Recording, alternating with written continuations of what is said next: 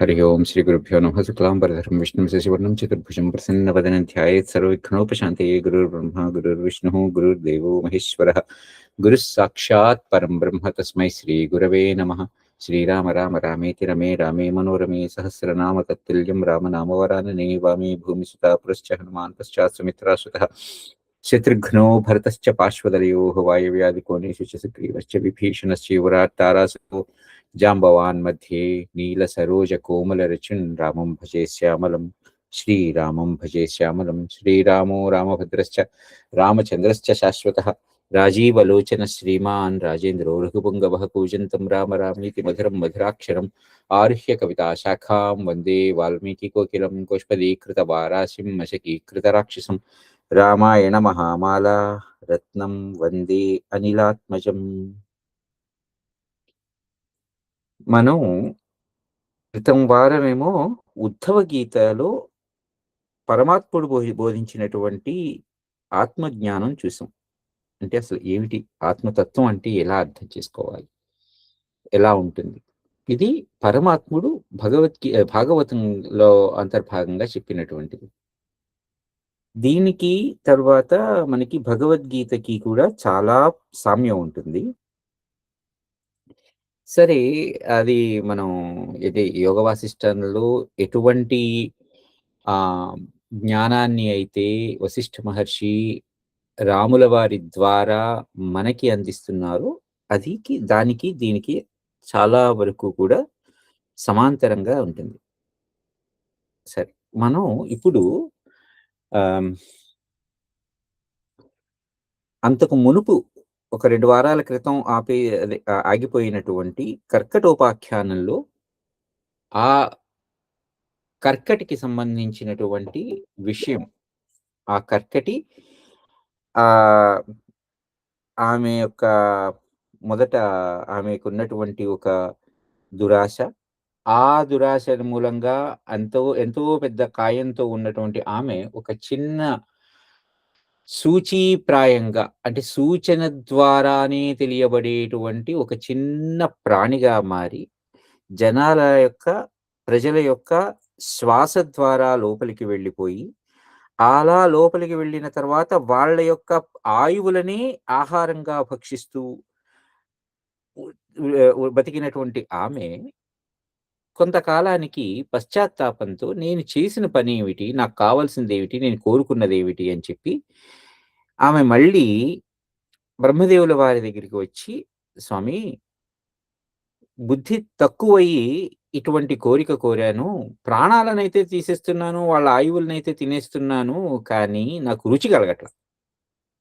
పైగా అసలు ఇంతోటి కాయానికి ఈ రుచి ఏమిటి, అసలు ఈ కోరిక ఏమిటి, ఈ ఆశలేమిటి, ఇవేవి అక్కర్లేదు నాకిదంతా వద్దు అని చెప్పి ఆమె తన పూర్వకాయాన్ని అడుగుతూ, స్వామి, ఇలా నేను ఎందుకు ఉండాల్సొచ్చింది, ఈ రకమైనటువంటి ఈ దేహం మీద మమకారం ఏమిటి, నాకు ఇదంతా అక్కర్లేకుండా నాకు నేను ఎవరు, అంటే ఒక ఆత్మజ్ఞానం తెలుసుకునేటువంటి ఒక అవకాశాన్ని, నేను ఎవరు అనేటువంటి విషయాన్ని చెప్పండి, ఆత్మజ్ఞానం కలిగించండి అని చెప్పినప్పుడు బ్రహ్మదేవుల వారి ద్వారా విషయం బోధింపబడుతుంది ఆమెకి. అయితే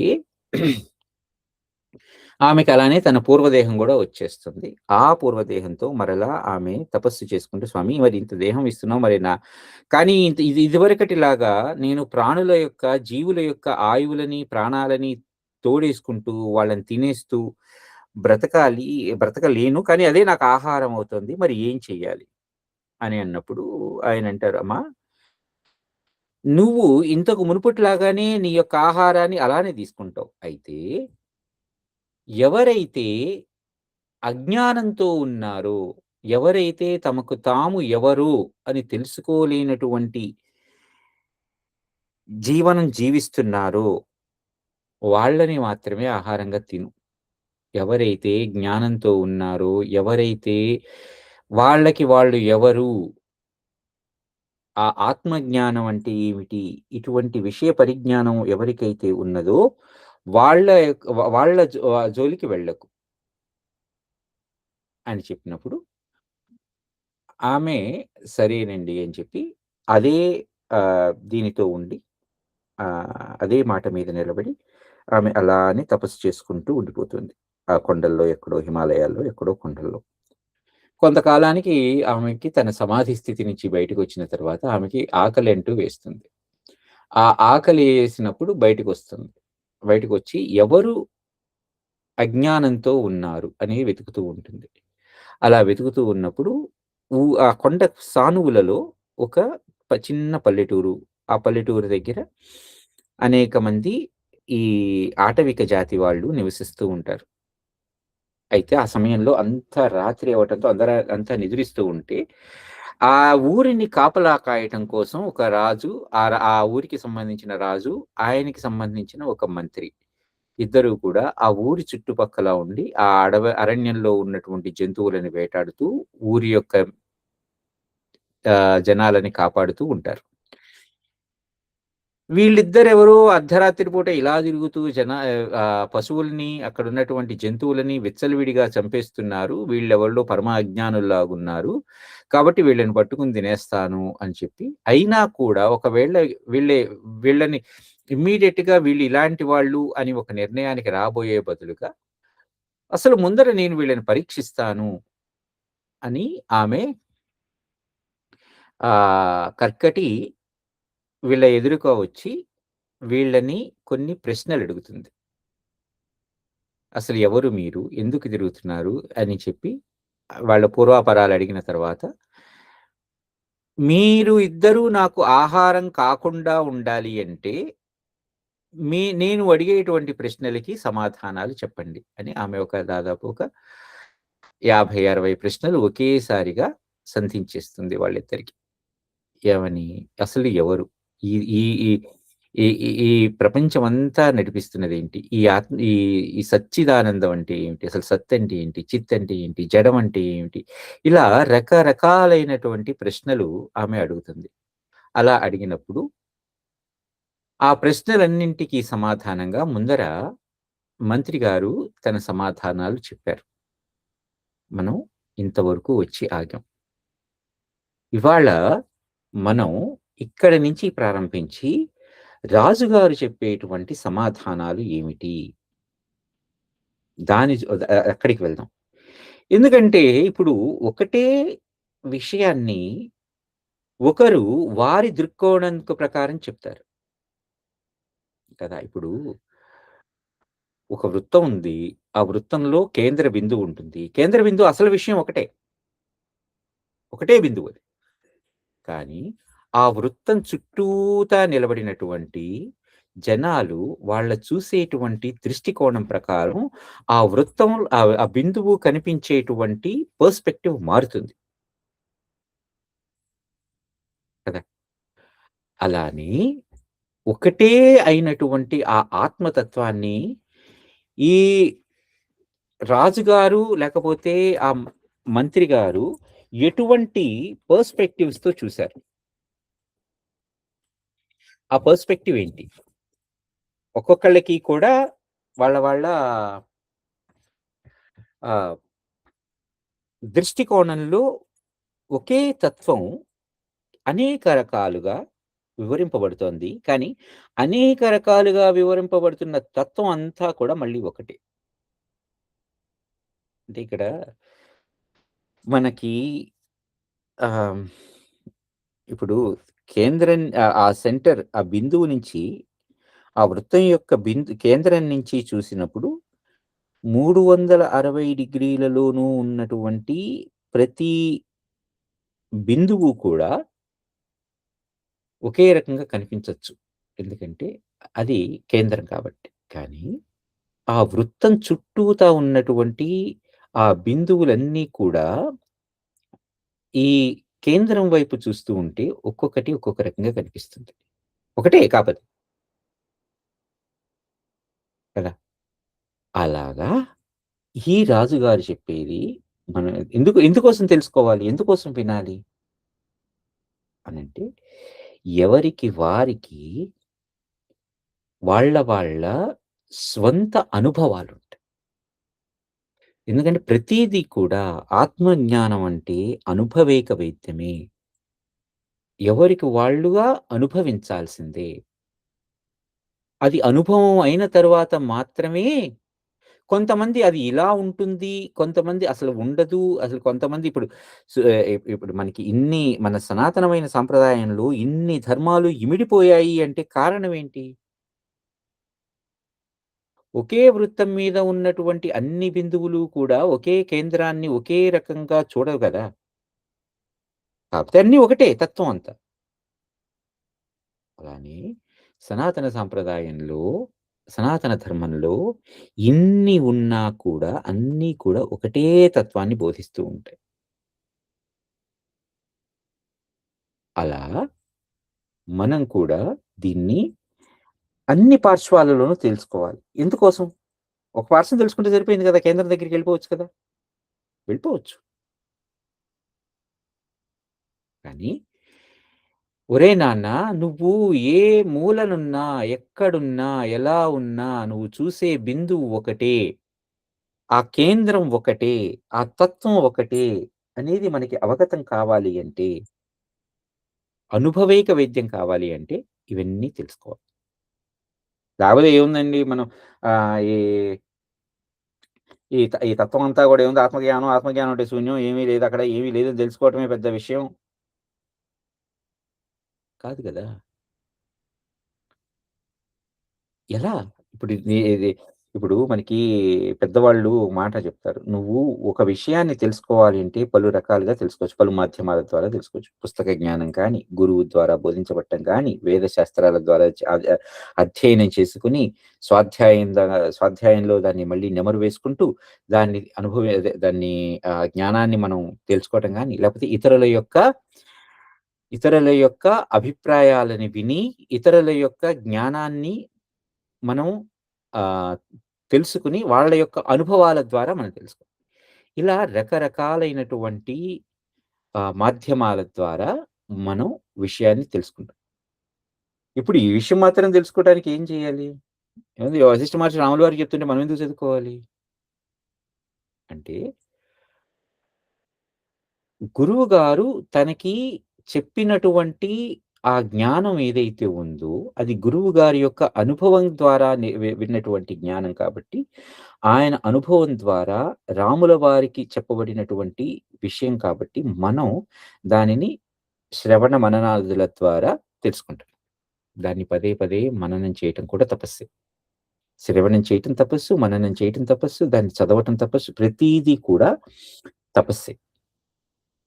కాబట్టి అటువంటి తపోధ్యానంలో మనం ఉంటున్నాం. కాబట్టి మనం ఇప్పుడు అసలు మంత్రి గారు చెప్పింది విన్నాం. ఏముందంటే ఇదంతా ఆత్మజ్ఞానమే, ఇదంతా ఆత్మతత్వమే అని చెప్తారు. మరి రాజుగారి దృక్కోణం గూడా వినాలి కదా! అందుకని ఆ రాజుగారు ఏమంటున్నారో ఇప్పుడు ప్రారంభిద్దాం. ఏమంటున్నారంటే ఆయన, జాగత ప్రత్యయాభావో యస్యాహుః ప్రత్యయం పరం సర్వ సంకల్ప సన్యాసః చేతసా యత్పరిగ్రహః. జాగత జాగత ప్రత్యయాభావో యస్యాహుః ప్రత్యయం పరం సర్వ సంకల్ప సన్యాసశ్చేతనా యత్పరిగ్రహః. ఇప్పుడు ఈ త్రివిధావస్థలుంటాయి. జాగ్రత్, స్వప్న, సుషుప్తి. ఈ త్రివిధావస్థలందు కూడా ప్రాపంచిక వృత్తులని రహితమునర్చటమే వాటి వలన అంటే ఈ త్రివిధావస్థలు గూడా ప్రాపంచిక విషయాలను తెలుసుకోవటం. అది ప్రాపంచిక విషయాలకి సంబంధించినది. జాగ్రత్త, సుషుప్తి, స్వప్నం. ఇవన్నీ కూడా మనకి ప్రాపంచికమైనటువంటి విషయాల ద్వారా మనం తెలుసుకుంటాం. నేను జాగ్రత్తలో ఉన్నాను. ఎక్కడ జాగ్రత్తలో ఉన్నాను? దేని ప్రకారం జాగ్రత్తలో ఉన్నాను? ఒక రిలేటివిటీ. దేని ప్రకారం జాగ్రత్తలో ఉన్నాను? నేను కలగంటున్నాను. ఎలా కలగంటున్నాను? నేను సుషుప్తిలో ఉన్నాను. దేనితో? అంటే ఒక దానితో పోల్చుకొని మనం దీన్ని చెప్తున్నాం. అందుకని ఇవన్నీ ప్రాపంచికమైనటువంటి విషయాలు. ఈ ప్రాపంచికమైన విషయాలనన్నింటిని కూడా రహితమునర్చటమే సుషుప్తి. తురీయము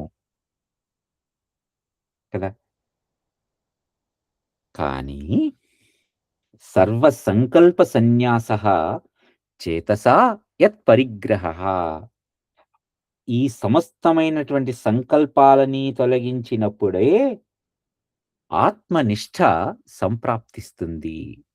ఇప్పుడు ఈ సమస్తమైనటువంటి ఈ సర్వ సంకల్పాలు ఏవైతే ఉన్నాయో, ప్రాపంచిక వృత్తులనేవి ఏవైతే ఉన్నాయో, వాటిలిని రహితమునర్చుకోవటం. అంతేనా? మరి సమస్తంలో తురీయం గూడా ఉందిగా. తురీయావస్థలో కూడా దానిని కూడా నాకక్కరలేదు. అంటే ఇప్పుడు ఈ సా నేను తురీయావస్థలోకి చేరుకోవాలి అని ఈ మిగిలిన మూడింటిని రహితమునర్చుకుని, దానికోసం ఒక సాధనా స్థితిలోకి చేరిపోయి, ఆ సాధనలో నుంచి సమాధి స్థితిలోకి చేరిపోయిన తరువాత,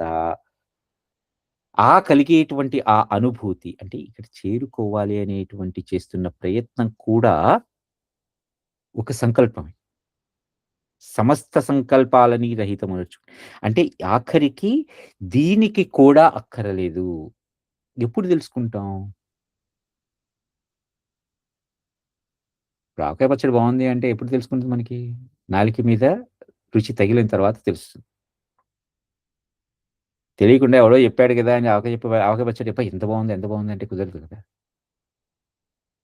అలానే ఈ తురీయ అవస్థలోకి చేరిన తరువాత అక్కడ కూడా మనకిప్పుడు రమణ మహర్షి కనిపిస్తారు ఇక్కడ. ఆయన ఈ జాగ్రత్త, స్వప్న, సుషుప్తి వీటిల్ని దాటుకుని తురీయంలోకి కూడా చేరిపోయి, అక్కడ నుంచి ఈ తురీయం కూడా అవసరం లేనిదే.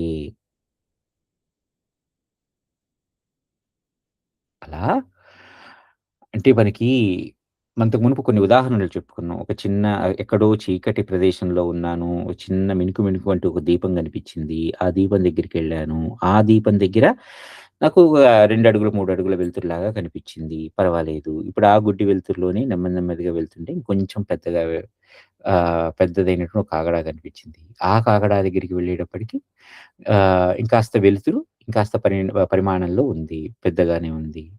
ఇప్పుడు అక్కడి నుంచి ఒక 1000 దీపాల కాంతులున్నటువంటి లేకపోతే 1000 కోట్ల సూర్యుల ఉన్నటువంటి కాంతిలోకి చేరాను. ఇప్పుడు అక్కడి నుంచి వెళ్ళిన తర్వాత, ఆ తర్వాత అంటే ఈ తర్వాత అనుకునేటువంటి ఆ ప్రశ్న గూడా ఆగిపోయి, తురీయం అనేటువంటి అక్కడి నుంచి నేను తురీయంలోకి చేరాలి. అక్కడి నుంచి తురీయంకెళ్ళిపోతారు ఏంటి? కదా! ఇది మనకి అందుకనే అంటే వేదం కూడా అవేదమైపోయేటువంటి స్థితి. అంటే వేదం అంటే తెలుసుకోవాల్సింది గదా! ఏదైతే జ్ఞానం ఉన్నదో, ఆ జ్ఞానాన్ని తెలుసుకోవాలి నేను. ఆ జ్ఞానాన్ని తెలుసుకున్న తరువాత, ఆ జ్ఞానము అజ్ఞానమైపోయింది.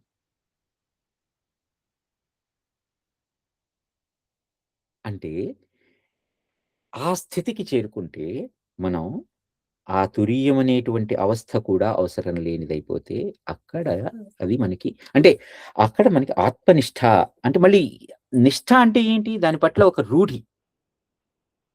ఆ జ్ఞానం పట్ల ఒక రుజుత్వం, ఒక రూఢితనం ఇవన్నీ కూడా కలిగిన తర్వాత అక్కడ కూడా అయిపోతుంది. అందుకని జాగత ప్రత్యయాభావో యస్యాహుః ప్రత్యయం పరం సర్వ సంకల్ప సన్యాసః చేతసా యత్ పరిగ్రహః. అప్పుడు ఇవన్నీ ఈ సర్వ సంకల్పాలని వదిలేసినప్పుడే కలిగేటువంటిదే ఆ ఆత్మనిష్ట. యత్ సంకోచ వికాసాభ్యాం జగత్ప్రళయ సృష్టయః నిష్ఠా వేదాంత వాక్యానాం అథ వాచామగోచరః. ఎవరి యొక్క సంకోచ వికాసములచే జగత్తు యొక్క ప్రళయము, సృష్టి సంభవించుచూ ఉన్నదో అతడు వాగతీతుడు, వాచామగోచరః. మాటలకి కూడా అగోచరుడు, అందనివాడు, కనిపించనివాడు. ఆ పరమాత్మను గూర్చి వేదాంత వాక్యానాం వేదాంతం అంతా అంటే వేదానికి సంబంధించిన విషయం అంతా కూడా అంటే వేదాలకి సంబంధించి, వేదాంతాలకి సంబంధించి, ఉపనిషత్తులకి సంబంధించిన వంటి విషయం అంతా కూడా ఇదే బోధిస్తోంది.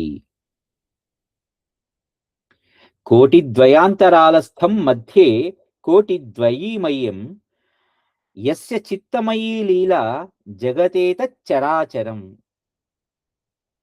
ఈ బ్రహ్మము సదసత్తులకి, అలానే శూన్యాశూన్యాలకి కూడా విలక్షణమై అది అనిర్వచనీయంగా ఒప్పుతోంది. అది దేశకాల వస్తు పరిచ్ఛేదనంతో భాసిస్తూ ఉన్నట్లుగా కనిపిస్తూ ఉన్నా, యథార్థంగా వాటితో దానికి ఎటువంటి సంబంధము లేదు. ఇక్కడ యాక్చువల్లీ మొన్న అంటే ఈ విషయం ఇప్పుడే చెప్పేసానంటే మళ్ళీ మనకి కొంచెం కన్‌ఫ్యూజన్ అవుతుందేమో గానీ, ఒక్కసారి జస్ట్ ఊరికే దాన్ని ఉటంకిస్తాను. మొన్న ఇది చదువుతున్నాం. ఆహ్, అపరోక్షానుభూతి. అందులో శంకరాచార్యుల వారు ఒక మాటంటారు. ఏంటంటే, ఇప్పుడు దేహాత్మ దేహాత్మ భావనము అంటే దేహమే ఆత్మ అన్న భావన కలిగి ఉన్నవాడు అజ్ఞాని. ఎందుకంటే దేహం ఆత్మ కాదు అనే విషయం తెలుసుకోవటానికి ప్రయత్నించి దాన్ని తెలుసుకున్నవాడు జ్ఞాని కదా!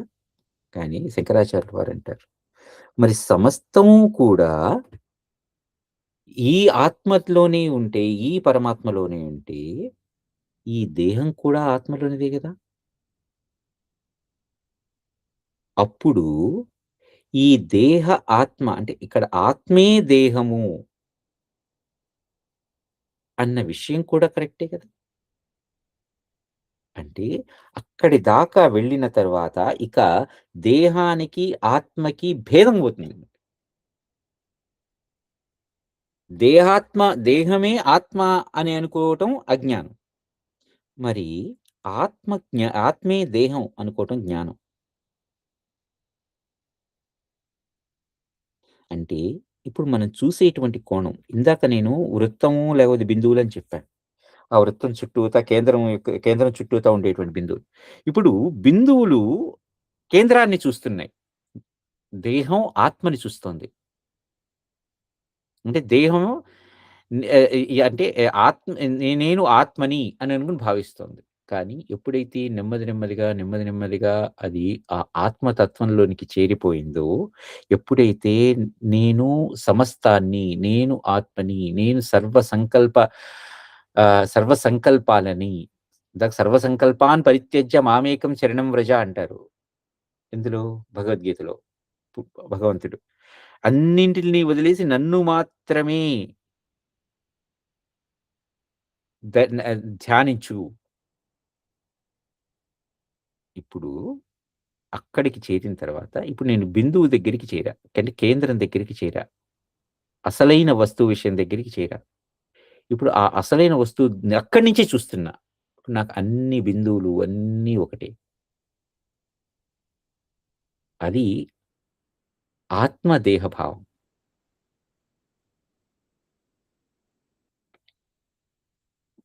సో, అంటే జస్ట్ ఇక్కడ అది ఎందుకో ఉటంకించాలనిపించింది. ఎందుకంటే ఇక్కడ బ్రహ్మము సదసత్తులకు, శూన్యాశూన్యములకు విలక్షణమై, అనిర్వచనీయమై ఉంటుంది. అది దేశకాల పరిచ్ఛేదంతో భాసిస్తూ ఉంటుంది. అంటే ఒక ప్రదేశంలో ఒక పేరుతో పిలువబడుతుంది. అదే వస్తువు మరొక ప్రదేశంలో మరొక పేరుతో పిలువబడుతుంది. కేవలం అంటే మరొక కాలంలో మళ్ళీ. కదా! ఇప్పుడు త్రేతాయుగంలో రాముడైన వాడు ద్వాపరయుగంలో కృష్ణుడవలా? అదే కృతయుగంలో చేపయ్యాడు, కూర్మమయ్యాడు, వరాహమయ్యాడు, నరసింహుడయ్యాడు, తర్వాత వామనుడయ్యాడు, త్రివిక్రముడయ్యాడు, పరశురాముడు అయ్యాడు. మరి ఒక్కడే దేశకాల పరిస్థితుల ప్రకారం దేశం, ఆ ప్రదేశం, ఆ కాలం, ఆ పరిస్థితి. దాని ప్రకారం ఒక్కడే ఇన్నిగా మారాడు. అంతే గదా! అంటే ఒకే వస్తువు మనకి అంటే దశావతారాల గురించి చెప్పేది గూడా ఇదే చెప్తుంది మనకి. ఒకటే వస్తువు దేశకాల వస్తు పరిచ్ఛేదనం ప్రకారం రకరకాలుగా మారుతూ ఉంటుంది.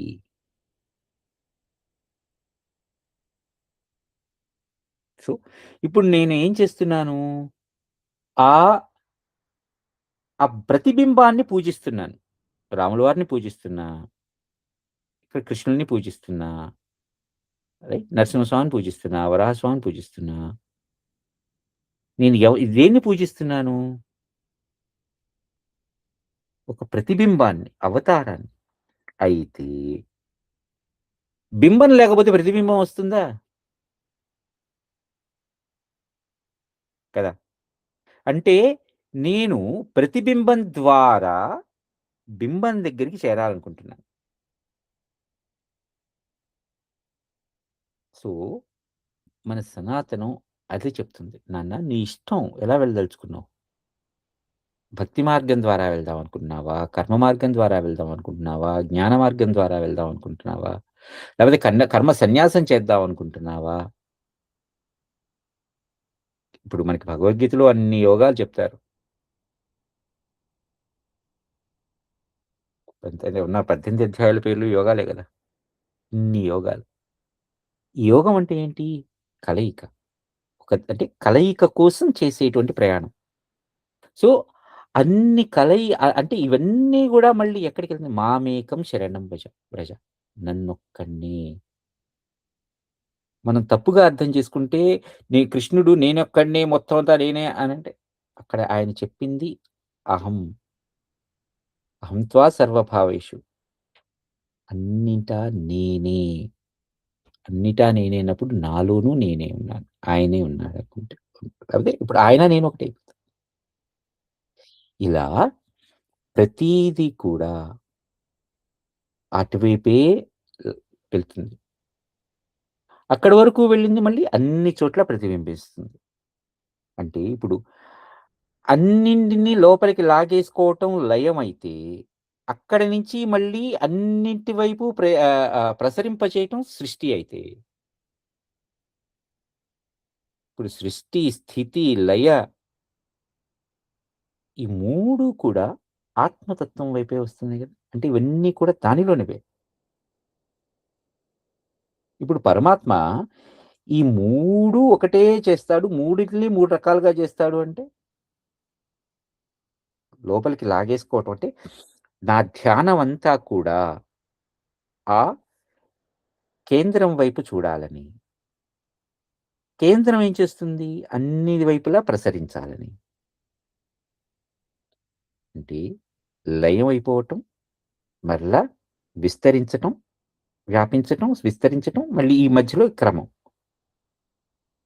సృష్టి, స్థితి, లయాలు. ఇప్పుడు ఇప్పుడు ఈ 2 ఒకటి ఈ 3 ఒకటైపోయేలా కదా! అందుకని ఇక్కడ కోటిద్వయాంతరాలస్థం మధ్యే కోటిద్వయీమయం యస్య చిత్తమయీ లీల జగదేతత్ చరాచరం. ఈ జగత్తంతా కూడా సదసత్తుల యొక్క, చిజ్జడముల యొక్క సంధి రూపమై హిరణ్యగర్భుని చిత్తము యొక్క లీలా మాత్రమై జరుగుచున్నది. ఇప్పుడు ఇది ఈ ఈ ఈ శ్లోకానికి భావం మనం అలా వివరణిచ్చుకుంటే ఇందాకట్లాగా చిత్తయిపోయింది, జడమైపోయింది, ఇవన్నీ ఒకటైపోయినాయి మళ్ళీ. ఎందుకంటే ఇప్పుడు జడం అనేది వేరేగా ఉన్నది. అంటే మళ్ళీ అక్కడ ద్వైతం వచ్చేస్తోంది నాకు. చిత్ అనేది ఒకటుంది. చిత్, జడ అనే 2 స్థితులున్నాయి. లేవు. ఆ 2 కూడా మళ్ళీ ఒకటైపోతాయి. మొత్తం అంతా కూడా ఏకం.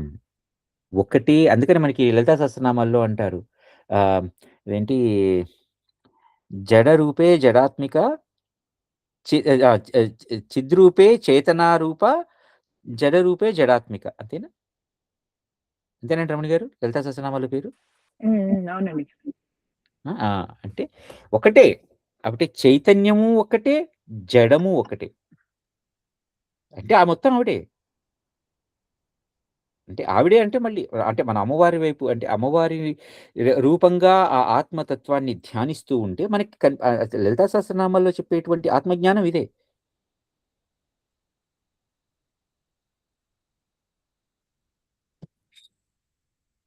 యస్య విశ్వాత్మకత్వేపి ఖండ్యతే నైకపిండత సన్మాత్రంచ తయ్యా భద్రే కథ్యతే బ్రహ్మ శాశ్వతం. అమ్మా,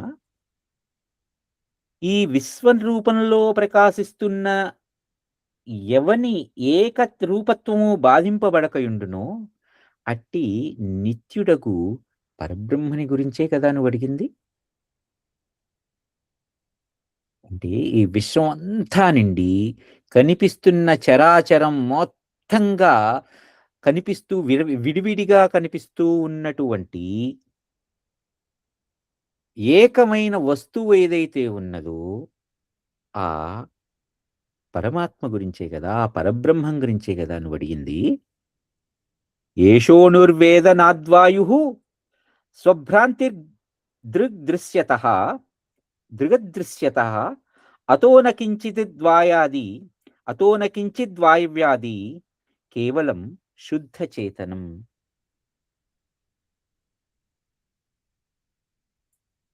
ఇప్పుడు ఇక్కడ మనం కాస్త ఫిజిక్స్ కెమిస్ట్రీకి వెళ్దాం. ఎందుకంటే ఏషోనుర్వేదనాద్వాయు ఏష అణు వేదనాద్వాయు స్వభ్రాంతిర్దృగదృశ్యత అతో నకించిద్వాయవ్యాది కేవలం శుద్ధ చేతనం. ఒక చిన్న అణువు ఉంది.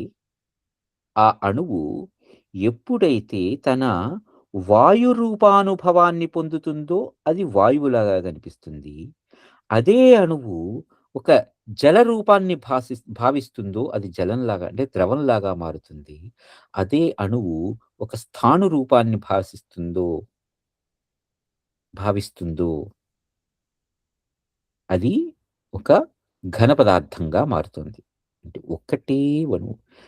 ఏషః అణుః వేదనాద్వాయుః స్వభ్రాంతిర్దృగదృశ్యత అతో నకించిద్వాయవ్యాది కేవలం శుద్ధ చేతనం. ఇది భావనలోనే నేను ఇప్పుడు ఒక అంతకు మునుపు H2SO4 అనేటువంటి ఒక ఆమ్లం రూపంలో ఉన్నటువంటి ఒక ద్రవ రూపంలో ఉన్నటువంటిది దానిలోకి ఏదో ఒక ఆ క్షారాన్ని కలిపా. ఇప్పుడు సోడియం హైడ్రాక్సైడో ఇంకోటో కలిపా యాసిడ్‌లోకి.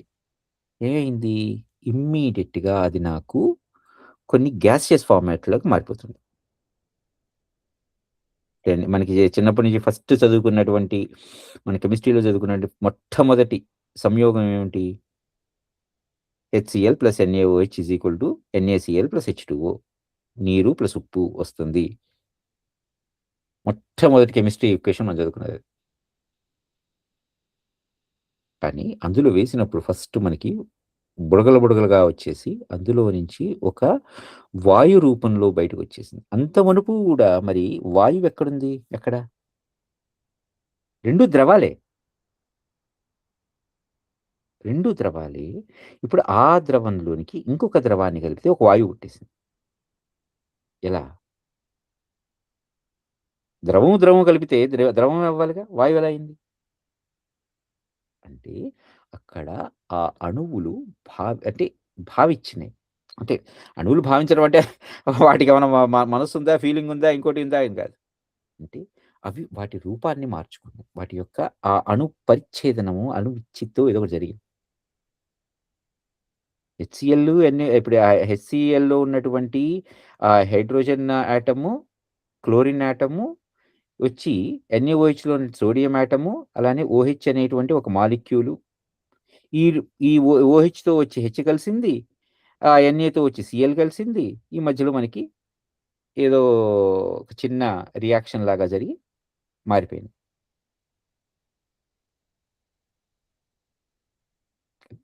అంటే కేవలం ఒక, ఒక భావనా మాత్రకమైనటువంటి ఒక యోగం ద్వారా మారిపోయింది తప్పితే, ఆ అణువు యొక్క మూలమైనటువంటి ఆ శక్తి ఏదైతే ఉన్నదో అది మారదు.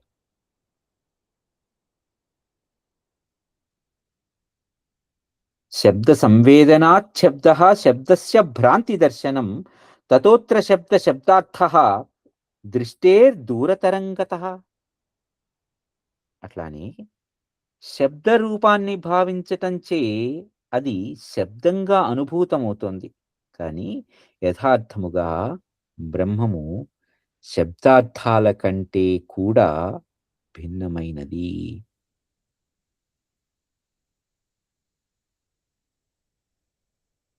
అంటే మనకి కాళిదాస్ గారి ఒక పద్యం ఒక శ్లోకం ఉంటుంది.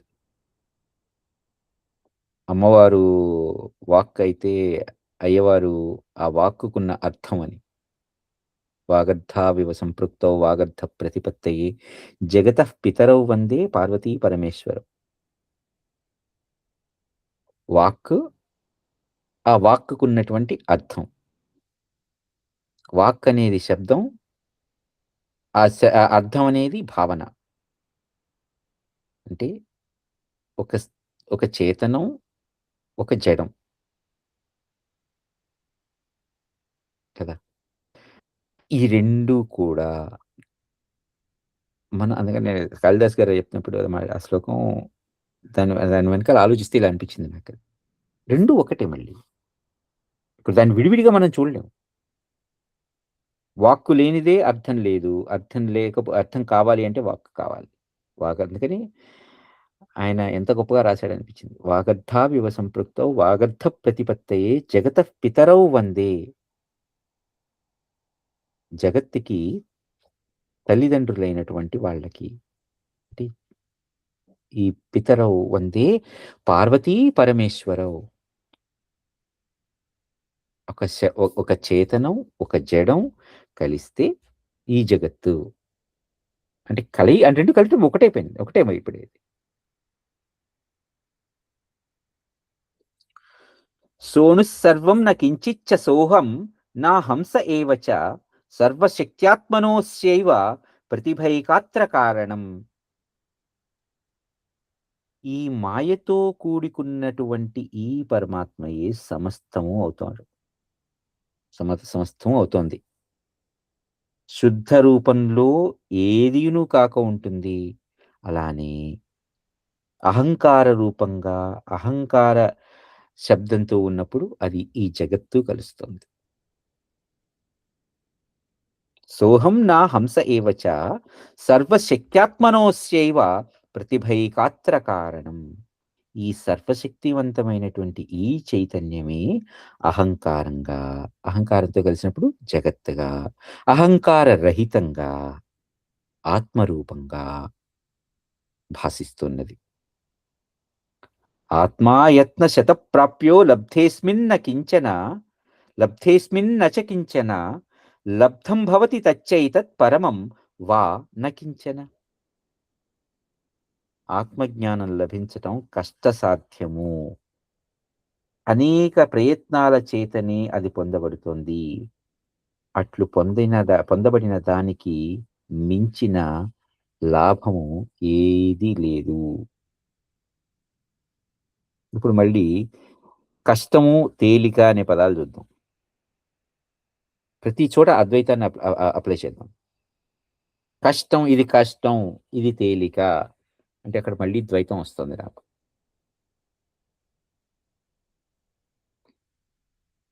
ఇప్పుడు మనం కూడా మొదట్లో ఒక పని ప్రారంభించినప్పుడు అది కష్టంగానే అనిపించొచ్చు. కానీ చెయ్యగా, చెయ్యగా, చెయ్యగా తేలికైపోతుంది. అవునా అందులో? అంటే ఇంతకు మునుపు అనిపించినటువంటి కష్టం ఇప్పుడు తేలికైపోయింది. ఎలా అయింది? ఒకటే పని. కదా! ఒకటే పని ప్రారంభంలో కష్టంగా అనిపిచ్చింది. ఇప్పుడు తేలికయింది. ఎలాగా? అంటే కేవలం సాధనలో అది నాకు కష్టమనేటువంటి భావన తొలగి, ఇది తేలిక అనే భావన కలిగిపోయింది. కేవలం భావనా మాత్ర సంవేద్య. అదే పని గదా అంతకు మునుపు చేసింది. ఇదే పని గదా ఇప్పుడు చేస్తుంది. అదే పని ఇప్పుడు చేస్తున్నా. ఎక్కడ మారింది? ఇది కష్టము, తేలిక అనేటువంటి ఆలోచన అంటే ఆ భావన మారింది నాకు.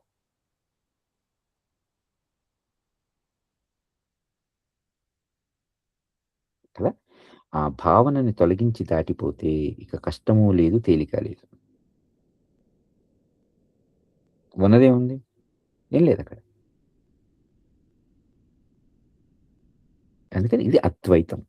ఇప్పుడు కష్టమైపోయింది, తేలికైపోయింది. రెండు ఒకటే. ఏం లేనిదక్కడ. అనునానేన రూపత్వం దృశ్యతామివ గచ్చతా తాపేనాంబుధి ఏ వేదం స్వస్థేనైవాపహారితం. ఈ ఆత్మయే సాకార రూపం గ్రహించి దృశ్యమవుతుంది.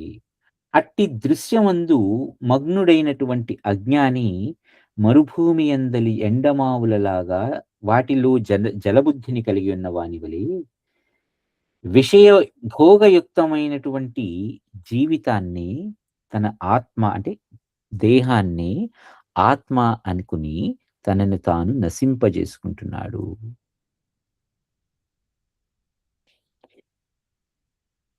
రైట్?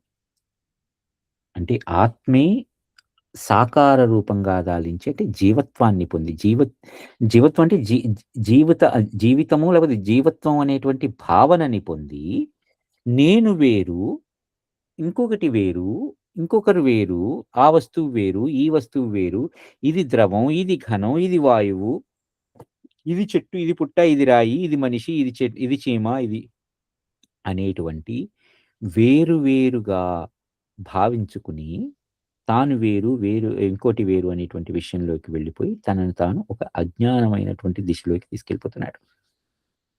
ఇంతకు మునుపు ఒక బీజంలాగా వచ్చినటువంటి ఒక చిన్న విత్తనం నేలలో పడి, మొలకెత్తి ఒక పెద్ద చెట్టులాగా మారిపోయి, ఇప్పుడు ఆ కొమ్మ వేరు, ఈ కొమ్మ వేరు, ఈ ఆకు వేరు, ఈ చిగురు వేరు అని భావించిందనుకోండి. ముందు ఆ కొమ్మ రాలిపోతే, ఆ కొమ్మ విరిగిపోయింది. లేకపోతే ఆ చిగురు రాలిపోయింది, ఈ ఆకు రాలిపోయింది. ఆ పండ్లు రాలిపోతున్నాయి. ఇవన్నీ రాలిపోతున్నాయి, రాలిపోతున్నాయి అని చెప్పి ఏడుస్తుందా? లేదు గదా! అంటే ఎప్పుడైతే ఒక ఆ స్థిరమైనటువంటి జ్ఞానం నాటుకుపోయుంటుందో, ఇక ఆ చెట్టులో ఎటువంటి కదలిక ఉండదు. అలాగే ఆత్మరు ఈ ఆత్మే జీవత్వ భావాన్ని పొంది, ఈ జీవత్వ భావమే నేను అనేటువంటి ఒక అహంకారం. అంటే ఇక్కడ అహంకారం మనం వ్యష్టి రూపంలో చూస్తే ఒక రకంగా ఉంటుంది. అదే సమిష్టి రూపమైనటువంటి నేనుగా మారిపోతే మరొక రకంగా భాసిస్తుంది. ఒకటే నేను. చూసే దృష్టికోణాలు వేరు.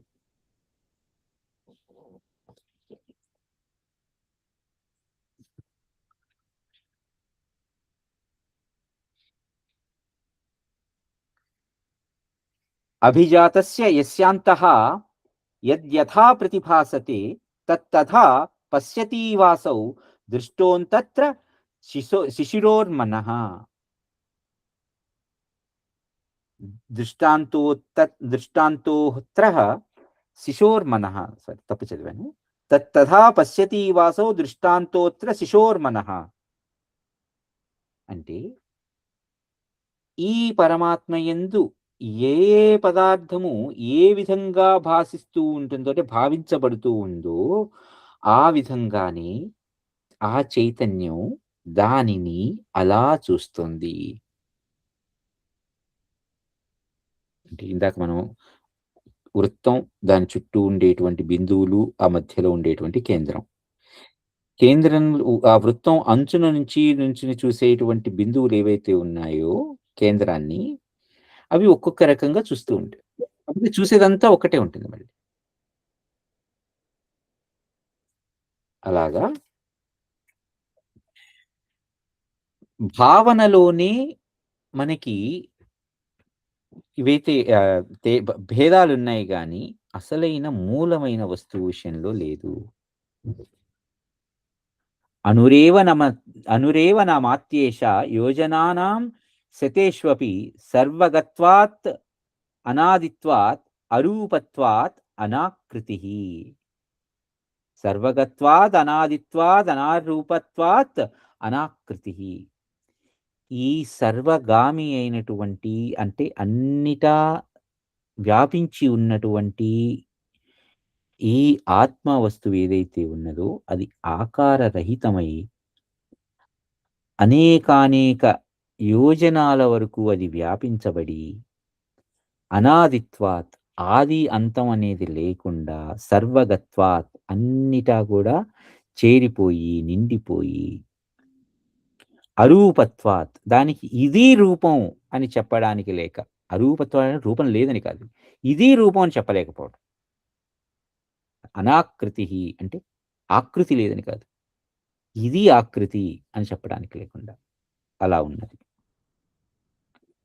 శుద్ధ సంవే శుద్ధ సంవేదనాకాశ రూపస్య పరమాణునా శోభతే నహి సామ్యోక్తిః మేరు సర్షపయోరివ. సర్షపం అంటే ఆవగింజ. మేరు అంటే పెద్ద పర్వతం. ఇప్పుడు మనకి ఆహ్, చిన్న ఆవగింజ, పెద్ద మేరు పర్వతం. ఈ రెండింటికి భేదం చెప్పమంటే? అది పెద్దది, ఇది చిన్నది అని చెప్తాం కదా! కానీ ఆ చిన్నదాన్ని మనం చూసే దృష్టికోణం మారిందనుకోండి. ఒక పెద్ద భూతద్దంలో చూసాననుకోండి. ఆ చిన్నదే నాకు పెద్ద మేరు పర్వతంలా కనిపించొచ్చు. అదే ఆ పెద్ద మేరు పర్వతాన్ని ఒక చిన్న అద్దంలో వేమన గారు చెప్తారు కదా! కొండ అద్దమందు కొంచెమై ఉండదా అని. ఒక చిన్న అద్దంలో చూసాననుకోండి. ఆ పెద్ద మేరు పర్వతం కూడా చిన్నగా కనిపించొచ్చు నాకు. అంటే భావనలోనే భేదము. చూసే దృష్టికోణంలోనే అంటే దృష్టికోణం మారితే విషయం మారిపోతుంది. ఎందుకంటే ఏముంటుంది? ఇప్పుడు పెద్ద అవన్నీ చూసుకుంటా నేను. ఇవన్నీ చూస్తాను. ఏముంది? చూసే దృష్టికోణం. మాయా కలాపి నానుత్వం నిర్మాయ పరమాత్మని హేమ్నీవ కటకత్వేన నానాత్ర సమతా భవేత్. ఇదంతా కూడా మరి ఈ భూతద్దం లేకపోతే ఆ అద్దాన్ని ఆ కొండను చూపించేటువంటి మిగిలిన చిన్న అద్దం ఇవన్నీ ఏమిటివి? మాయ. అంటే లేనివి.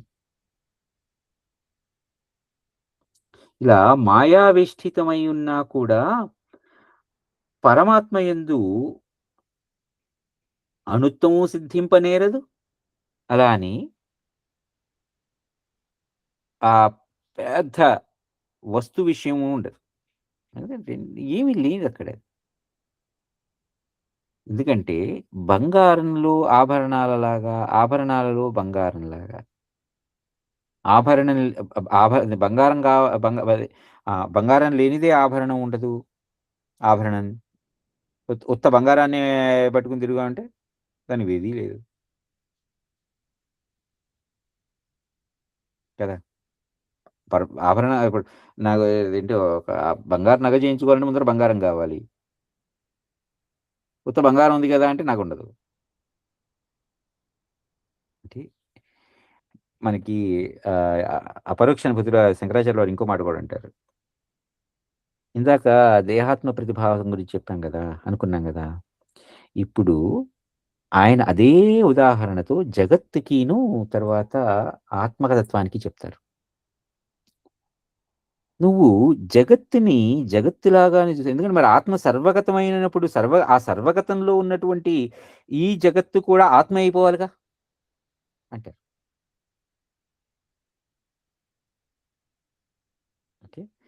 ఆయన అనే మాట మనకి ఒక కొత్త దృక్కోణాన్ని చూపిస్తుంది మనకి.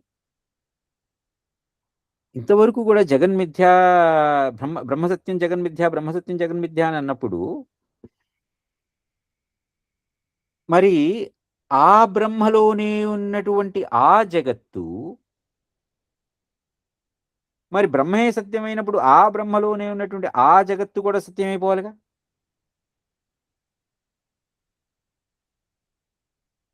శంకరాచార్యుల వారు అన్న మాటే బ్రహ్మ సత్యం జగన్మిథ్య అని అన్న మాటే. ఇక్కడ ఇలా ఆలోచిస్తే, అయితే ఎప్పుడు తెలుస్తుందది?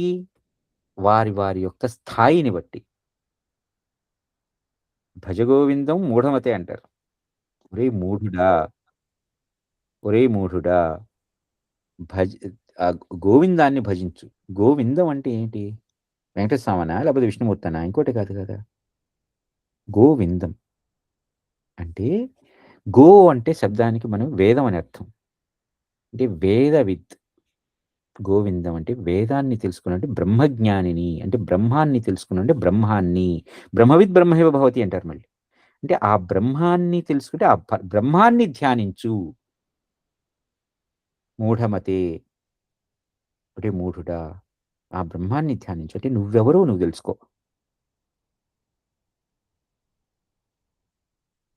అంతేగాని భజగోవిందం, భజగోవిందం అంటే విష్ణు సార్ ఏదో వెంకటేశ్వర స్వామిని లేకపోతే మనకి ఎంఎస్ సుబ్బలక్ష్మి గారు ఆవిడంత చక్కగా రాగాలాపన చేసిన తర్వాత మనం వెంకటేశ్వర స్వామి బొమ్మ ఎదురుగుండా పెట్టుకొని ఆయన్ని ధ్యానిస్తూ ఉంటే ధ్యానించొచ్చు కాదనను. కానీ దాని వెనకాల ఉన్నటువంటి అర్థం ఇది. గోవిందం అంటే వేదాన్ని తెలుసుకున్నటువంటి ఇది జ్ఞానాన్ని తెలుసుకున్నట్లు జ్ఞాని. ఆ బ్రహ్మజ్ఞాని ఎందుకంటే మళ్ళీ ఆ బ్రహ్మజ్ఞానే బ్రహ్మ. ఆత్మ.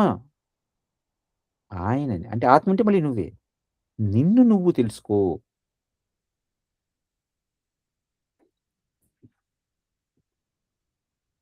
తే తేజాంశక్యేందువహ్నీనాం న భిన్నాని తమోఘనాత్ ఏతావానేవ భేదోస్తి యద్వర్ణే సౌక్ర్య కృష్ణతే.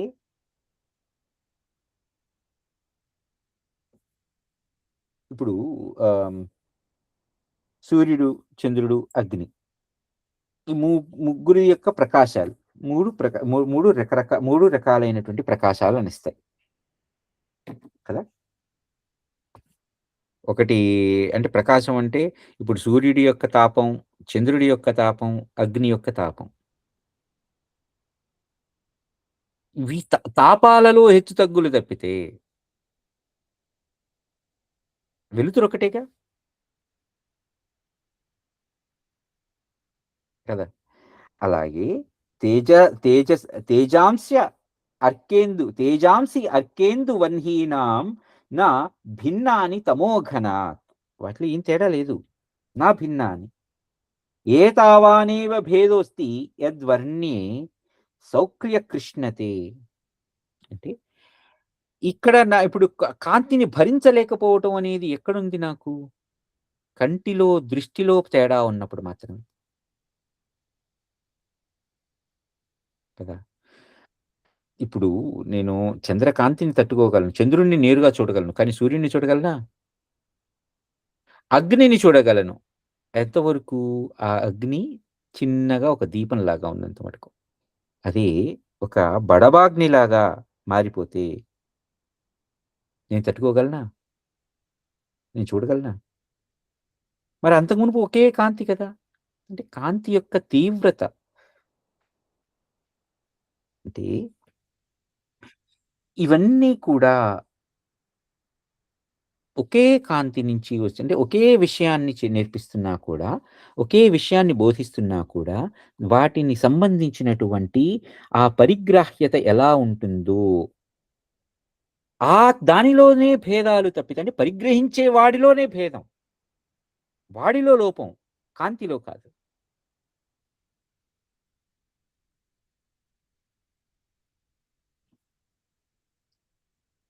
యాదృగ్జలనిహారే మేఘనిహారయోర్భవేత్ తాదృక్ ప్రకాశతమస్ తాదృక్ ప్రకాశతమః సోద్భేదో నేతి తయోస్థితిః. ఇప్పుడు నీటి మేఘాలుంటాయి. ఆ మేఘాలకి ఒక మేఘం చూడంగానే ఒక ఆకారం కనిపించింది. ఇంకొక మేఘం చూడంగానే ఇంకో ఆకారం కానీ లోపలున్న తత్వం ఏంటి? ఒకటే. మేఘం. నీటి ఆవిరి అక్కడ లోపలికెళ్ళి, ఆ పైకెళ్ళి అక్కడున్నటువంటి శీతలత్వానికి ఆహ్, ద్రవత్వం అందులో ఉండేటువంటి ఆ వాయుత్వం ఘనీభవిస్తోంది. ఘనీభవించి ద్రవత్వంగా మారుతోంది. ఒకటే కాపోతే. అంటే ఆ చూసేటువంటి దృష్టికోణంలోనే మరల చెప్తున్నాను. చూసేటువంటి దృష్టికోణంలోనే అంటే ఇన్ని దృష్టాంతాలతోనూ మనకి వశిష్ఠ మహర్షి చెప్తున్నదిది. నువ్వు చూసే ప్రతి చోట నీకు అద్వైతమే కనిపిస్తుంది. నువ్వు చూడలేకపోతున్నావు. ఆ దృష్టికోణం నువ్వు అలవరుచుకోవాలి. మేఘాలు ఆకారం కనిపించింది. కేవలం దాని ఆకారం మాత్రమే. కానీ దాని లోపల ఉండే తత్వం ఏది?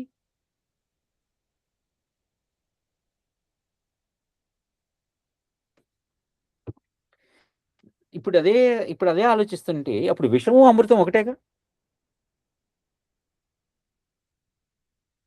ఎందుకంటే ఇప్పుడు మనకి క్షీరసాగర మథనం జరిగింది. ఓకే. మొట్టమొదటగా హాలాహలం వచ్చిందంటారు.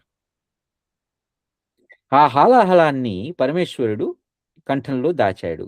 ఆ తర్వాత ఇంకా ఏవేవో రకరకాలైనటువంటి ఆహ్, సిద్ధులు, లేకపోతే లక్ష్మీదేవి, ఐరావతం, కామధేనువు, ఉచ్చైశ్రవం, లేపోతే ఇంకేవేవో వచ్చాయి అంటారు. అవన్నీ దేవతలు వాళ్ళు వీళ్ళు పంచుకున్నారంటారు. లక్ష్మీదేవి వెళ్లి విష్ణుమూర్తి దగ్గరికి చేరిందంటారు. కదా! చివరికి అమృతం వచ్చిందంటారు. ఇప్పుడు నీలకంఠుడు ఏం చేశాడు? అంటే ఆయన పరమశివుడు ఆ విషాన్ని గొంతులో దాచాడు. నొక్కిపెట్టాడు. అదిమి పెట్టాడు. అది అదిమి పెట్టున్నంత మటుకు కూడా అది నాకు అమృతమే కదా! ఎప్పుడైతే అది వ్యాపించిపోయిందో, ప్రపంచాన్ని తినేసేటువంటి, ప్రపంచాన్ని నాశనం చేసేటువంటి ఆ హాలాహలం, ఆ రుద్రుడి గొంతులోకి చేరి, అది ఆయనకి ఒక ఆభరణలాగా మారిపోయింది కదా! అంటే ఇక్కడ నేను చెప్పేదేంటంటే, చూసే దృష్టికోణం మార్చుకుంటాం మనం.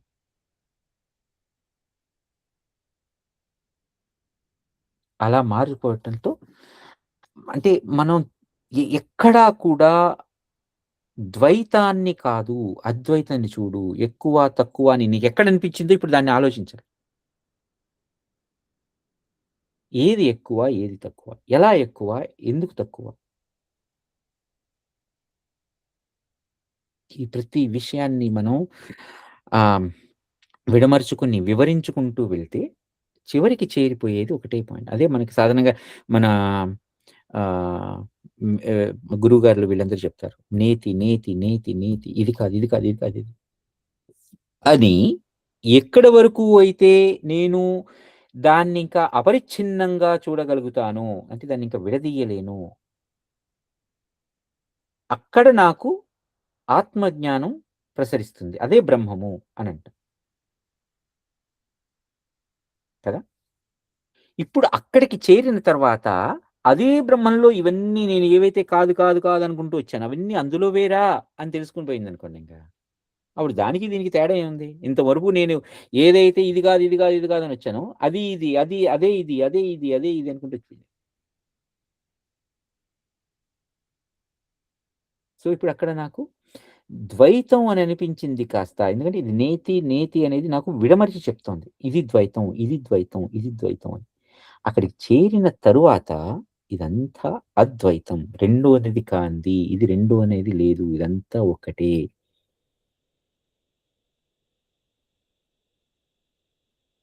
అందుకని మనకి శంకరాచార్యుల వారు చెప్పేవన్నీ కూడా ఆతవుంటాయి. అద్వైతం ఏకమనరు. అద్వైతం 2 అనేది లేదు, 2 అనేది లేదు. అలానే అపరోక్షానుభూతి. మనకి పరోక్షము అంటే నా నా నేను లేని చోట కలిగేది. అంటే నాకు తెలియకుండా జరిగేది. నా పరోక్షంలో జరిగింది. అంటే నేను లేనక్కడ. అక్కడ జరిగింది. ప్రత్యక్షం అంటే నా ఎదురుగుండా జరిగింది. అంటే పరోక్షానికి వ్యతిరేకం ప్రత్యక్షం. ప్రత్యక్షానికి వ్యతిరేకం పరోక్షం. మరి పరోక్షానికి వ్యతిరేకం అపరోక్షం అంటారు. అంటే అక్కడ. అంటే 2 ఒకటే. ప్రత్యక్షమే కానీ నువ్వు చూడలేకపోవటం మూలంగా నువ్వు పరోక్షం అనుకుంటున్నావే, అది పరోక్షం కాదు నాన్న అపరోక్షము. ఇప్పుడు నీ దృష్టికోణాన్ని నువ్వు మార్చుకో. నీ పర్స్పెక్టివ్, నీ యాంగిల్ నువ్వు సరి చేసుకో.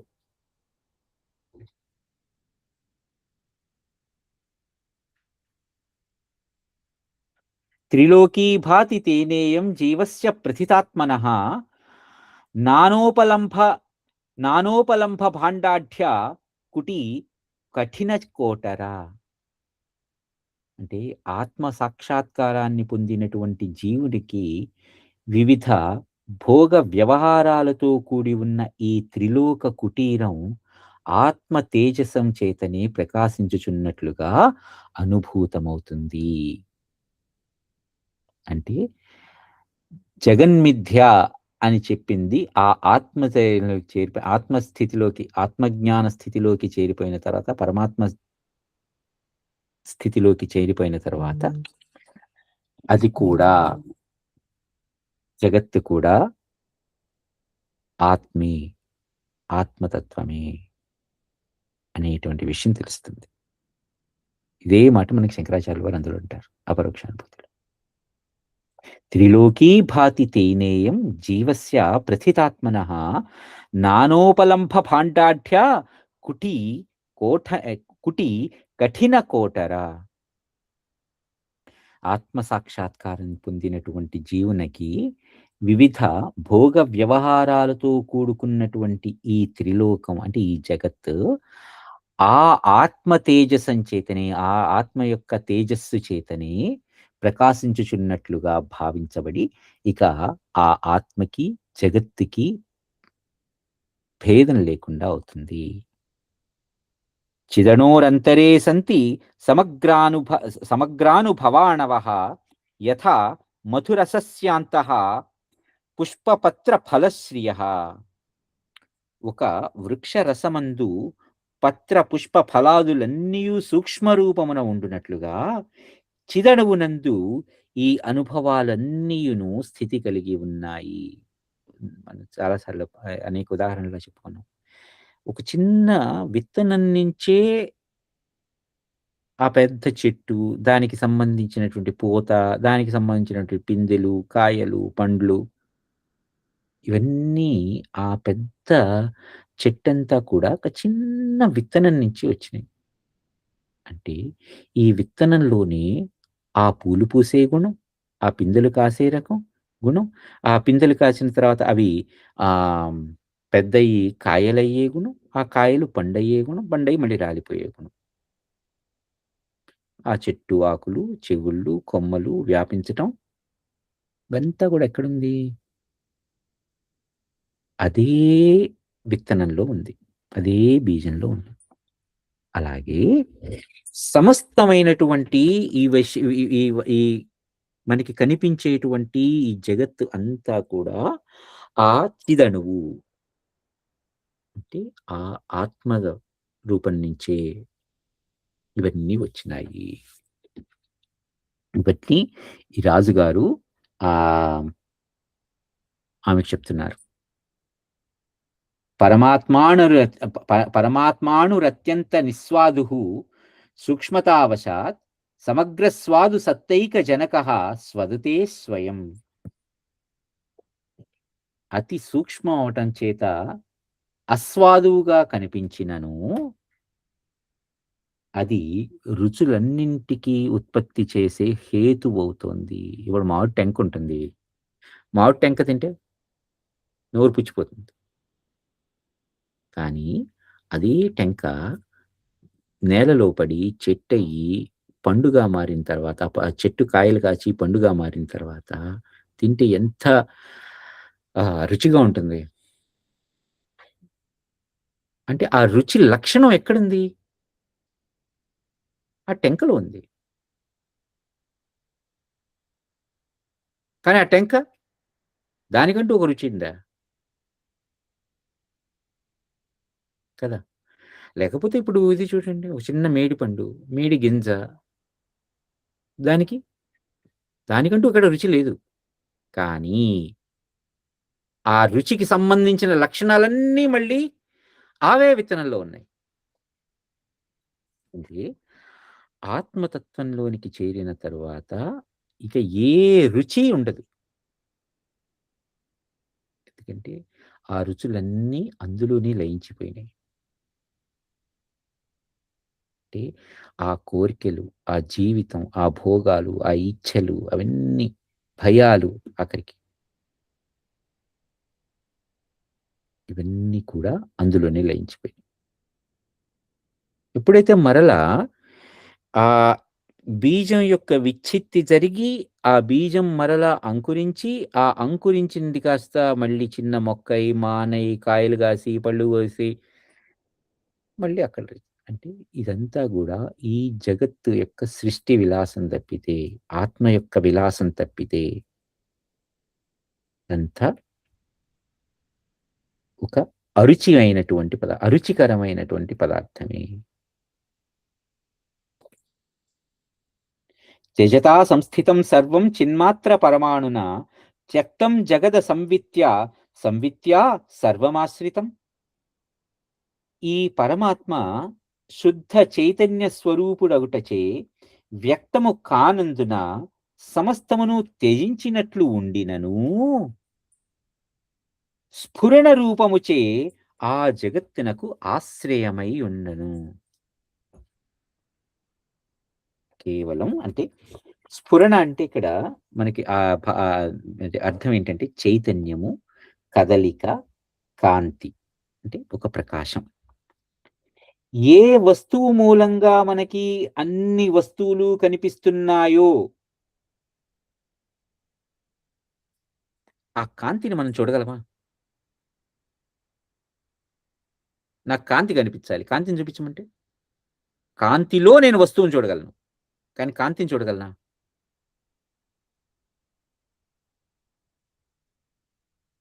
కదా! కాంతిని నేను చూడలేను.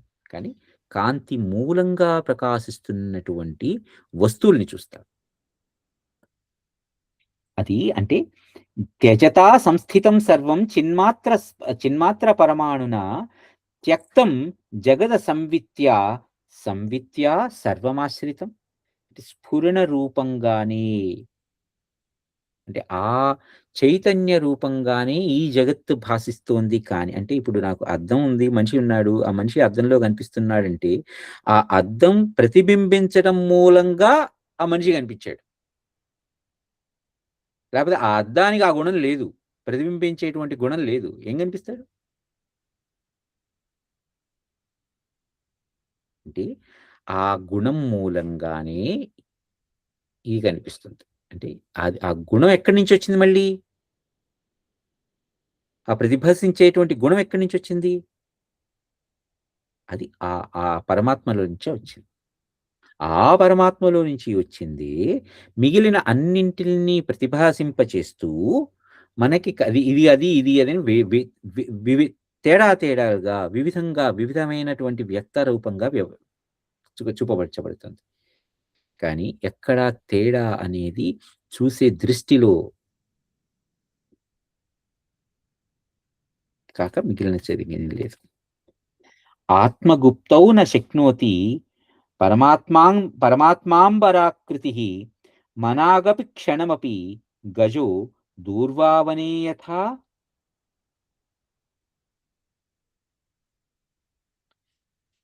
ఒక చిన్న ఆహ్, రెల్లుగడ్డి ఉందండి. రెల్లుగడ్డి వనంలాగుంది. చిన్న రెల్లు పొద.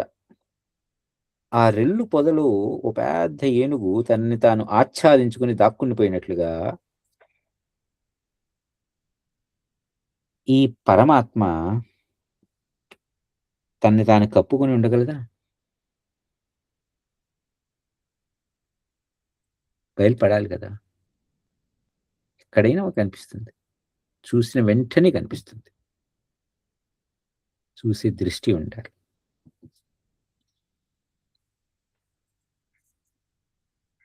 చిత్తసత్తైవమఖిలం స్వతో జగదివోదితం. చిత్తసత్తైవమఖిలం స్వతో జగదివోదితం. మధుమాస రసోల్లాసాత్ చిత్రో హి వనఖండకః. ఇక్కడ వసంతకాలం వస్తే అంటే మధుమాసాత్ అంటే వసంత మాసం. వసంతకాలం వచ్చినప్పుడు అవే మొక్కలు చివుళ్ళేస్తాయి, పూలు పోస్తాయి, కాయలు కాస్తాయి. అదే నాకు శిశిరం వస్తే ఆకులు రాలిపోతాయి. ఆకు రాలే కాలం అంటారు కదా! మరి అంతకు అంటే ఇది కేవలం ఒక కాలమహిమ. ఒకే వస్తువు కాలాలలో రకరకాలుగా భాసిస్తూ ఉంటుంది. ఒకటే వస్తువు. అంతకు మునుపు ఉన్నటువంటి అదే చెట్టు కాలం మారితే దాని గుణం మారిపోయింది. అందుకేనంట దేశకాలమాన పరిస్థితుల ప్రకారంగా తప్పితే అది ఆ వస్తువు నీకు చూసే దృష్టికోణం మారింది తప్పితే ఆ వస్తువులో ఎటువంటి తేడా లేదు. అంతకు మునుపు కాస్త బాగా పూలు పూచి రకరకాల ఎంతో అందంగా కనిపించినటువంటి అది చెట్టు శిశిరకాలం వచ్చేటప్పటికి ఆకులన్నీ రాలిపోయి కొమ్మలన్నీ మోడు వారిపోయినట్టుగా ఉంటుంది.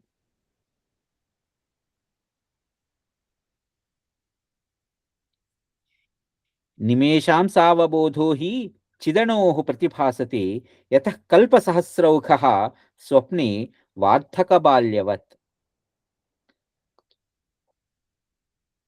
నిమేషాంసావబోధో హి ఒక చిన్న నిమేషంలో అంటే కనురెప్పపాటు కలిగినటువంటి కాలంలో ఆ చిదణువులో అనేకానేక మార్పులు జరగటం మూలంగా నీకు రకరకాలుగా కనిపిస్తూ ఉన్నది కానీ యతః కల్ప సహస్రౌఘః స్వప్నే వార్ధక బాల్యవత్. ఒక ఇప్పుడు కలలోనే నేను ఒక చిన్న పిల్లవాడిని కాస్త జీవితం అంతా గడిపేసి వార్ధక్యంలోకి చేరిపోయి అక్కడే రాలిపోయినట్లుగా అంటే పుట్టుక నుంచి చావు వరకు జరిగే ప్రయాణం ఒక చిన్న కలలో జరిగిపోవచ్చు.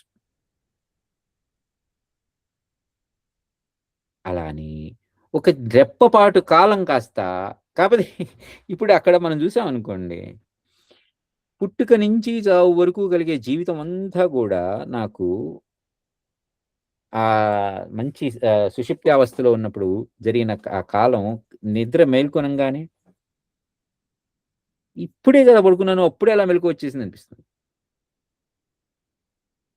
అంటే ఒక చాలా పెద్ద జర్నీ కాస్త నిమిషంలో ఒక అంగుళంలాగా అయిపోయింది.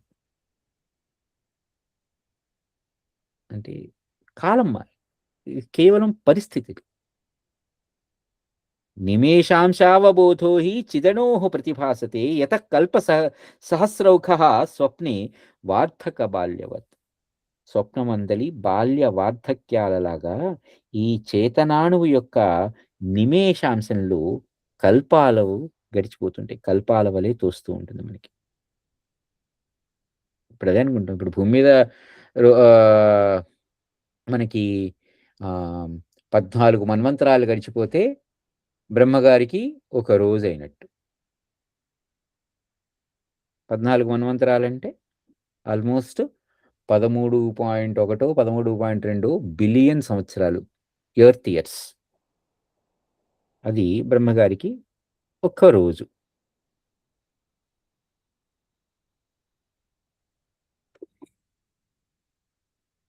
యదస్తి యత్ర తత్తస్మాత్ ఉ ముదేతి తదేవ తత్ సముదేతి తదేవ తత్ ఆకారిణి వికారాది దృష్టం నా గగనే మలే. ఒక స్తంభమందు యదస్తి యత్ర తత్తస్మాత్ సముదేతి తదేవ తత్ ఆకారిణి వికారాది.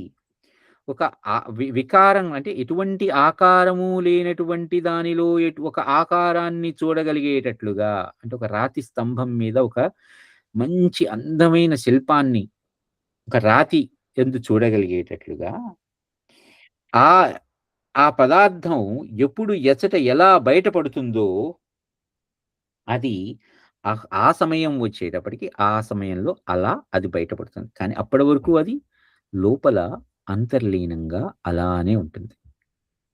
దానిలో ఎక్కడ తేడా లేదు. చూసే భావనలో తేడా ఉంది. ఇక్కడ నాకొకసారి అహల్యాదేవి కథ గుర్తొస్తుంది.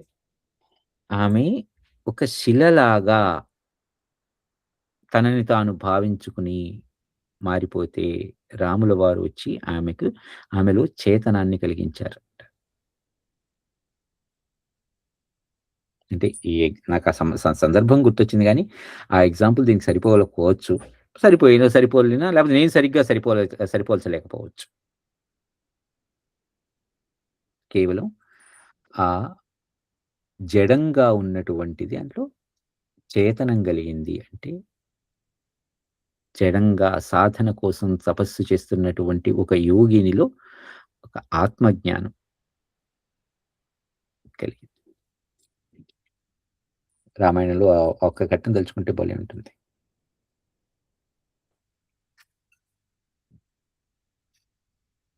బీజమందు వృక్షమున్నట్లు చితిభూతాని భూతాని వర్తమాని సంప్రతి భవిష్యంతి చ భూతాని సంతి బీజే ద్రుమా ఇవ. ఒక చిన్న విత్తనంలో చెట్టు ఉన్నట్లుగా ఈ చైతన్యమునందే భూత భవిష్యద్ వర్తమాన కాలముల యందలి జగత్తులను అందలి ప్రాణి సమూహములన్నీయును కలవు.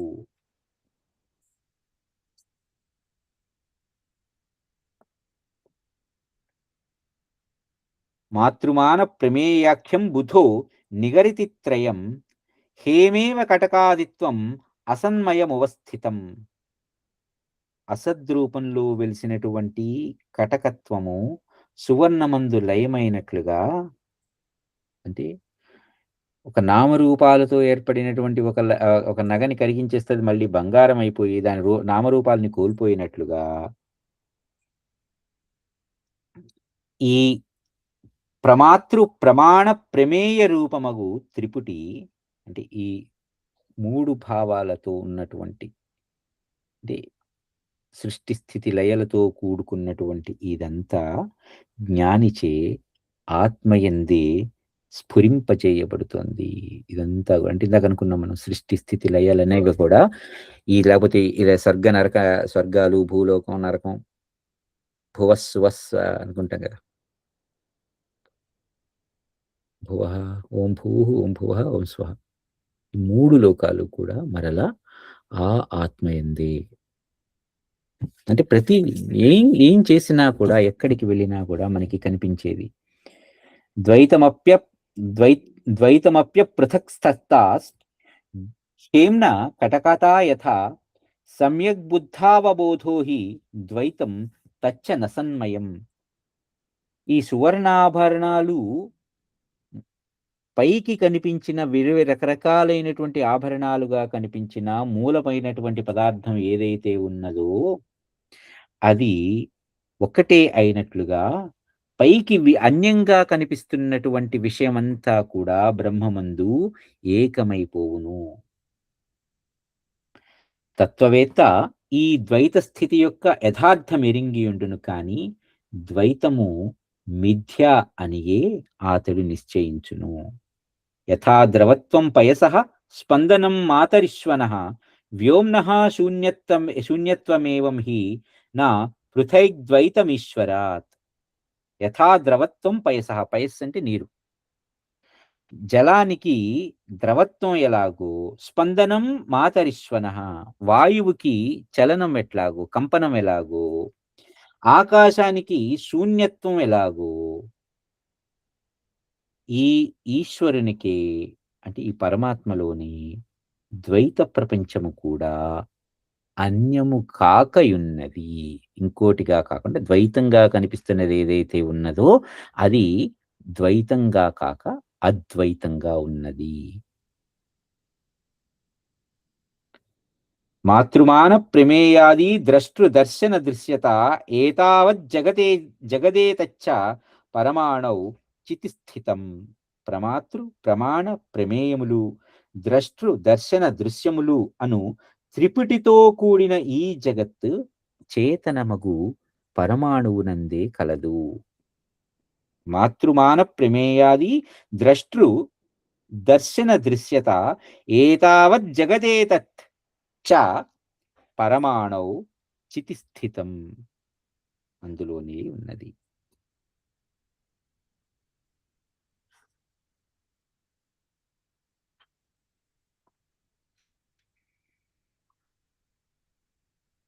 అట్టి చిత్ పరమాణువు చేతనే ఈ జగత్తంతయును వ్యాప్తమై దానిచే ఉత్పత్తిని వడయుచు కార్యవంతమగుచూ ఉన్నది. ఆకాశమందు గంధర్వ నగరము సంకల్పింపబడినను దానిచే స్పృశింపబడక అయ్యది యథాప్రకారము నిర్మలంగాను శూన్యముగాను ఉండునట్లుగా ఆ పరమాత్మయు జగత్తుచే స్పృశింపబడక నిర్వికారుడై ఉండును. ఏకేన తేన మహతా పరమాణునాచ వ్యాప్తం తతం విరచితం జనితం కృతం చ దృశ్యం ప్రపంచ రచితం నభసేవ విశ్వం శూన్యత్వమచ్చమభిత పరిలబ్ధిమేవ.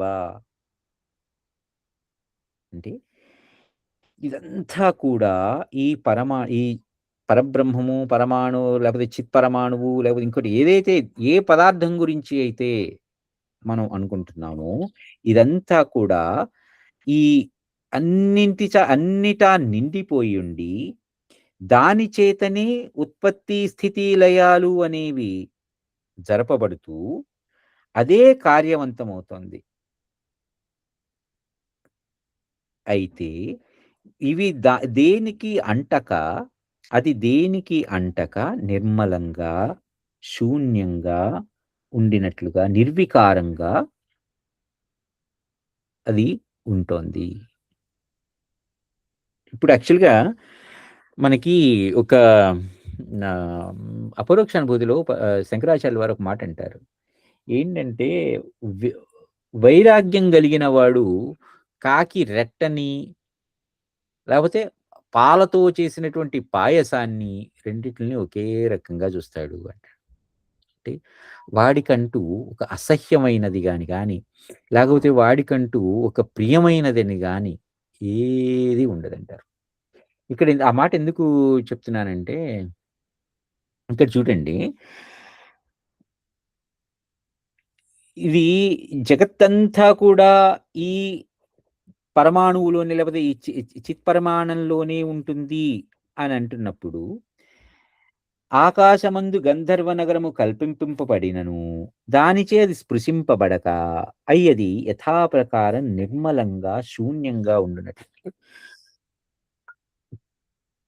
ఇప్పుడు ఆ స్థితికి చేరిపోయిన తర్వాత ఇక వాడికి మలత్వం ఏంటి, అమలత్వం ఏంటి?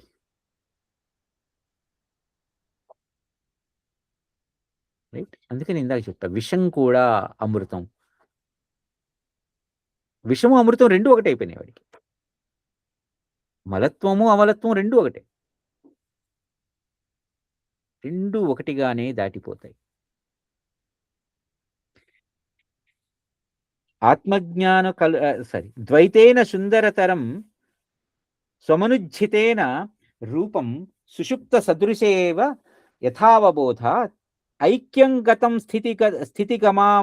స్థితిగమాగమం ముక్తం ఏవమిత్థం స్థితం తను జగత్ పరమార్థపిండః. తను జగ తను జగ తను జగత్ పరమార్థపిండః అంటే ఆత్మజ్ఞానోదయ కాలమందును జడమును అవిద్యా స్వరూపమును సుషుప్తి తుల్యమును అగు ద్వైత స్థితి యందును కూడా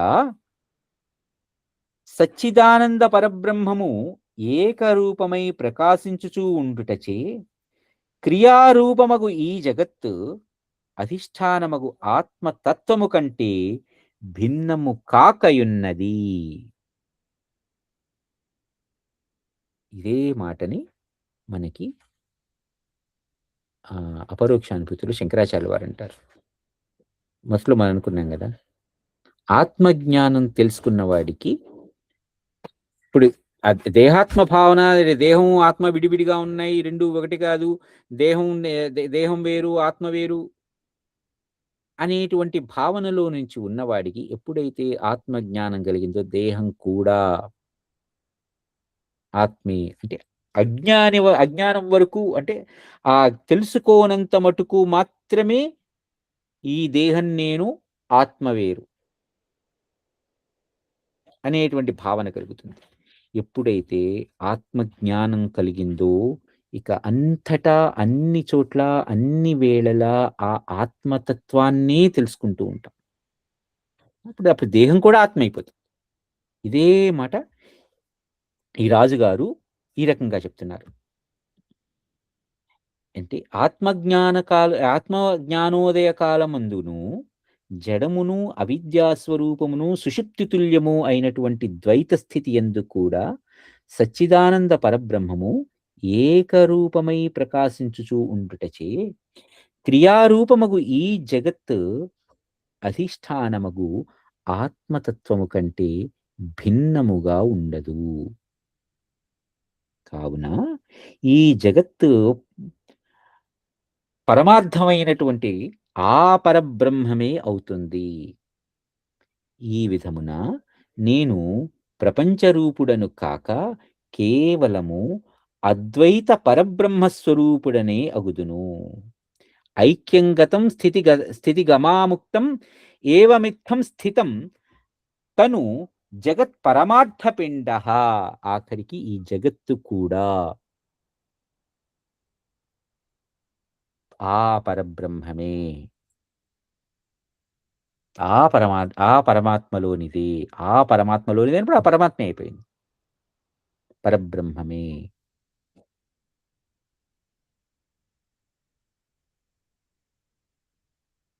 ఇవాళకి ఇక్కడ ఆగుదామండి. ఇక్కడితో రాజుగారు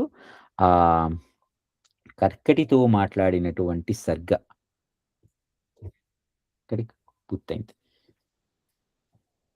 తర్వాత మనం ఆ రాక్షసి ఏం చేసింది అవన్నీ వచ్చే వారం చూద్దాం. ఏమైనా ప్రశ్నలున్నాయా?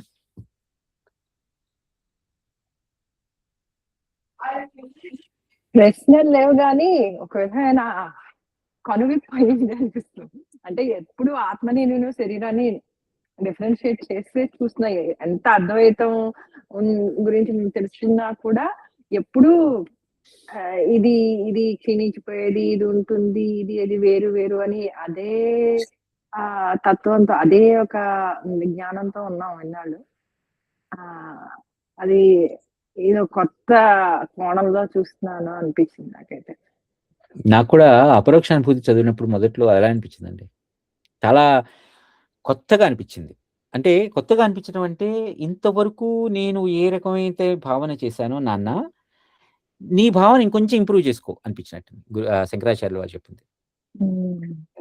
అంటే అందుకని వింటాము చాలా సార్లు అద్వైతం అనేది కానీ ఎందుకో ఈ రెండు మాత్రం ఎప్పుడు స్విచ్ చేస్తూనే ఉన్నాను నేను. అవునండి. ఎప్పుడు శరీరాన్ని ఆత్మ వేరు, శరీరం విధులు పెట్టేస్తుంది, కొత్త శరీరాన్ని తొడుక్కుంటుంది. ఇది ఎప్పుడు ఇలాంటివి విని విని విని ఇది ఎప్పుడు ఇటువంటి భావంతోనే ఉన్నాం అన్నమాట. అది నాకు అనిపించింది. అదేనండి. అందుకని అంటే కాకపోతే అక్కడ చెప్తారు, నాన్న నువ్వు ఇది తెలుసుకో. యాహ్! తెలుసుకున్న తర్వాతనే అప్పుడు నీకు ఇది అవగతం అవుతుంది. అది ఇది ఒకటే అని చెప్పి ఇప్పుడు మనం ఈ 2 ఒకటే కదా అని చెప్పి ఇక అంతటా